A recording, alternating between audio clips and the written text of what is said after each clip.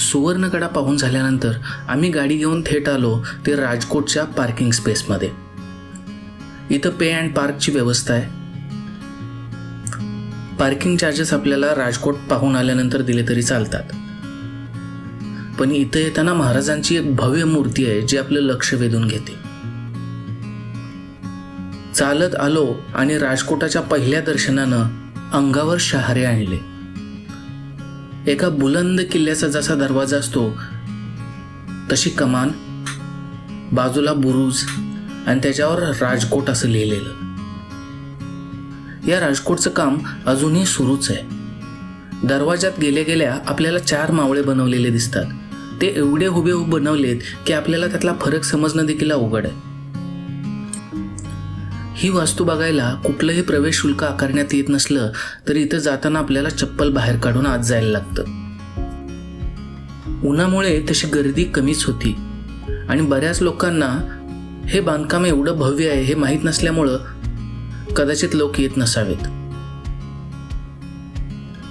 आत गेल्या गेल्या तिथं रजिस्टरमध्ये आपल्याला त्याची नोंद करायला लागते. आपलं नाव आणि आपल्याबरोबर किती लोक आहेत ते लिहून ठेवायला लागतं.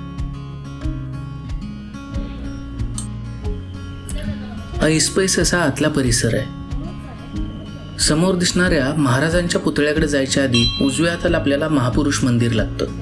त्या ठिकाणी बसून आपण विश्रांती घेऊ शकतो. इथं असणाऱ्या वडाची सावली घनदाट आहे. अगदी बरेच लोक त्या कट्ट्यावर बसलेले असतात.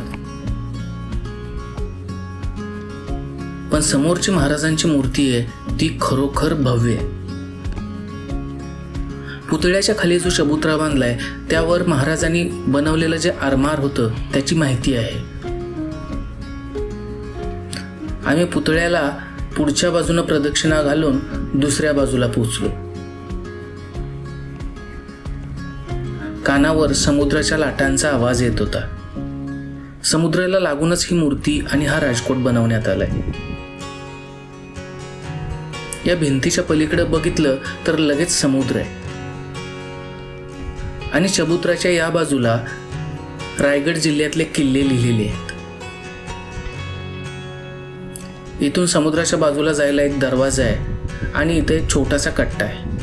इथं उभं राहिलं की समोर सिंधुदुर्ग किल्ला दिसतो आणि इथून समुद्राची भव्यता आपल्याला बघायला मिळते. त्या ठिकाणी बराच वेळ थांबून तिथलं सौंदर्य डोळ्यात साठवून घेतलं. बरेच लोक इथे येऊन सिंधुदुर्गाचे फोटो काढत होते, महाराजांच्या पुतळ्याचे फोटो काढत होते आणि जागाही तशीच होती ती.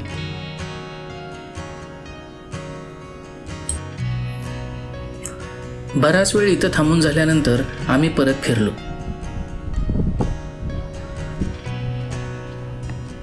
परत येताना थोडंसं महापुरुषाच्या मंदिरात गेलो आणि तिथल्या वडाच्या झाडाच्या सावलीखाली थोडीशी विश्रांती घेतली. या राजकोटचं बांधकाम अजून पूर्ण झालेलं नाहीये, म्हणजे अजूनही ते चालूच आहे आणि हे जेवढं पण झालंय ते रिसेंटली झालंय, 1-2 वर्षामध्येच झालेलं आहे. पण अतिशय सुंदर वास्तू आहे. तुम्ही जर कधी मालवणमध्ये आला तर या ठिकाणी भेट द्यायला बिलकुल विसरू नका.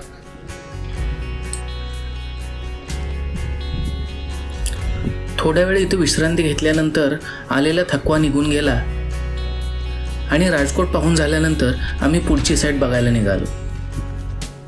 त्याआधी आम्ही इथं पार्किंग चार्जेस फक्त 20 रुपयाचं तिकीट एक घेतलं. आमच्या लिस्टवरची पुढची साईट होती ती रॉक गार्डन. एवढ्या रणरणत्या उन्हात रॉक गार्डनला फारच क्वचित जण जात असतील, त्यातलेच आम्ही 4घे. इथं येऊन गाडी पार्किंगला लावली आणि रॉक गार्डनचा नजारा समोर दिसला. पण समुद्राची भव्यता, अथांगपणा बघायचा असेल आणि रॉक गार्डनचा खरा फील घ्यायचा असेल तर समुद्राच्या जवळ जाणं आवश्यक होतं. मग या गार्डनमधले रॉक्स तुडवत आम्ही समुद्राकडे निघालो.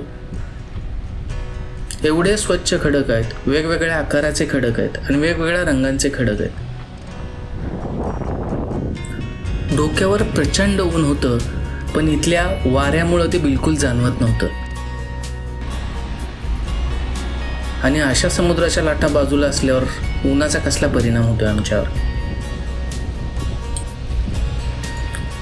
भरतीच्या वेळी समुद्राचं पाणी या ठिकाणी नक्की येत असावं. आत्ता ते खडक उघडे पडले होते. या ठिकाणी आल्यावर एकमेकांशी काहीही न बोलता थोडा वेळ निसर्गाची ती स्थिती बघून खरोखर भान हरपलं आणि तो अनुभव घेतला.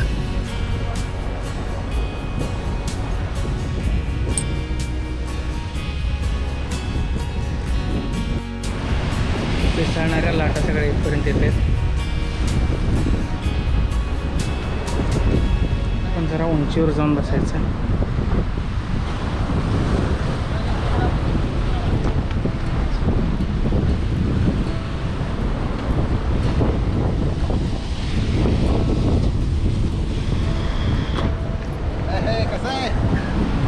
एक नंबर आहे.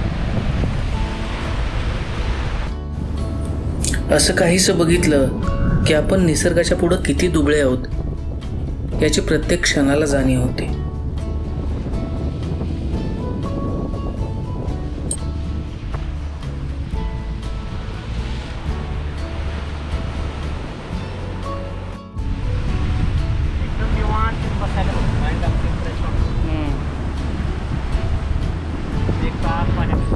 इथं येऊन देखील बराच वेळ झाला होता आणि आम्हाला आता एका महत्त्वाच्या ठिकाणी जायचं होतं आणि तिथं लवकर जाणं आवश्यक होतं, कारण लेट झालो तर त्याचा आम्हाला फटका बसला असता. कारण दांडी बीचवर आम्हाला मासे घ्यायचे होते आणि ते मासे घेऊन आम्ही ज्या ठिकाणी राहिलो त्या ठिकाणी देणार होतो. ते मासे कुक करून आपल्याला देतात आणि त्याचे थोडेसे चार्जेस घेतात.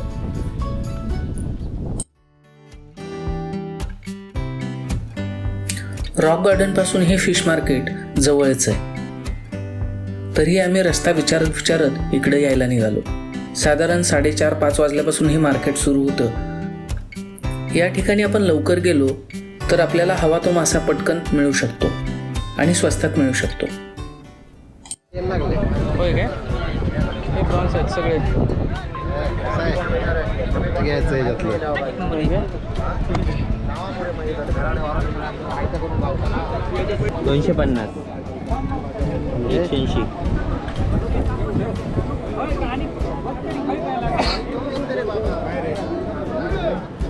बोटीतून पकडलेले प्रॉन्स क्रेट्स भरून तिथं ठेवण्यात आले होते आणि त्यांचा रेट साधारण 175 $125 पासून 250-300 पर्यंत होता. वेगवेगळ्या क्वालिटीचे होते आणि प्रॉन्स खेरीज देखील दुसरे बरेचसे मासे होते आणि लोक प्रत्येक ठिकाणी त्यांचा लिलाव होतो किंवा हे लोक बसलेले असतात त्यांच्याकडून मासे घ्यायला गर्दी करत होते.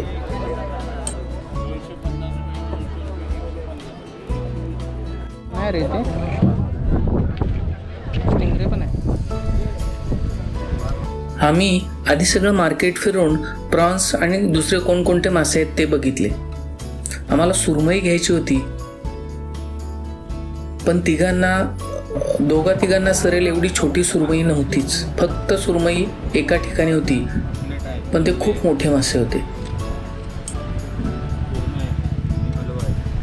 दादा हा मोठा आहे का? नाही, एकच साईड आहे. थोडंफार कमी. कसं आहे? हां, पापलेट 1000 आणि 900. असा खायला विकायला आणलेला स्टिंगरे कधी बघितला नव्हता. तो इथं बघायला मिळाला.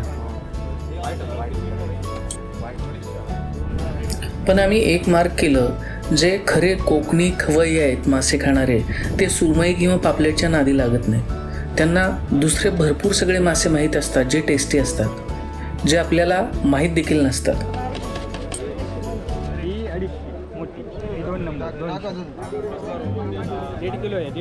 आम्ही या ठिकाणी प्रॉन्स घेतले आणि मगाशी ज्या ठिकाणी सुरमई बघितली होती ती सुरमई खूपच मोठी होती. पूर्ण मार्केटमध्ये छोटी साधारण 1 किलो वगैरे भरेल अशी सुरमईच नव्हती. त्यामुळे आम्ही तिथून पापलेट्स घेतली.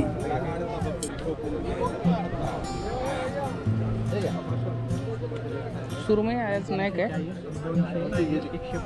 होती काय?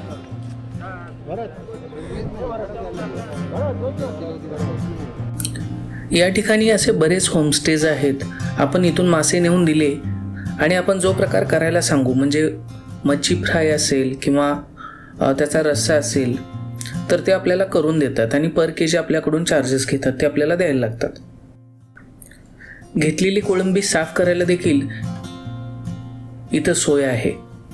या मावशींच्याकडे कोळंबी दिली की त्या प्रत्येक किलोला साधारण 30 ते 40 रुपये साफ करायला घेतात. पण हे त्याच्या वरचं कव्हर जे असतं किंवा आतला काळा धागा असतो तो काढून नीट साफ करून देतात, म्हणजे आपल्याला ही कोळंबी डायरेक्ट फ्राय करायसाठी रेडी होते. जे नवीन असतात किंवा जास्त प्रमाणात मासे खात नाहीत त्यांच्यासाठी ह्या कोळंबीत असणारा धागा असतो तो खूप डेंजरस असतो. पोट लगेच खराब होतं. याचा अनुभव मी 2-3 वर्षापूर्वी घेतलेला आणि मी मित्रांना देखील विचारलेलं असं झालं तर त्यांनी लगेच सांगितलं कोळंबी नीट साफ केलेली नसेल. बऱ्याचदा ही कोळंबी नीट साफ न केल्यामुळं आपण हॉटेलमध्ये कोळंबी फ्राय खातो आणि आपलं पोट बिघडतं. त्याचं हेच कारण आहे. सुरमई काय संध्याकाळी असते का सकाळी जास्त? नाही टाइम असतो पण ती लगेच जमते का?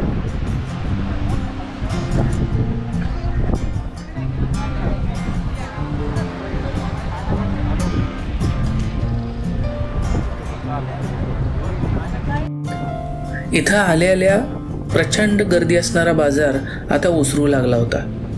बाजूलाच घार आणि कावळे यांचं माशांसाठी तुंबळ युद्ध सुरू होतं.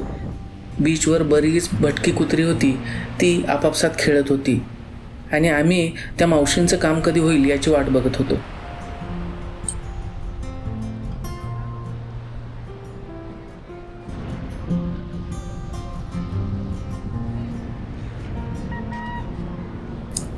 सगळी कोळंबी साफ करून झाल्यानंतर, पापलेट स्वच्छ साफ करून दिल्यानंतर आम्ही ती घेतली आणि कारकडे निघालो आणि मग शेवटी ही छोटीशी सुरमई आम्हाला दिसली.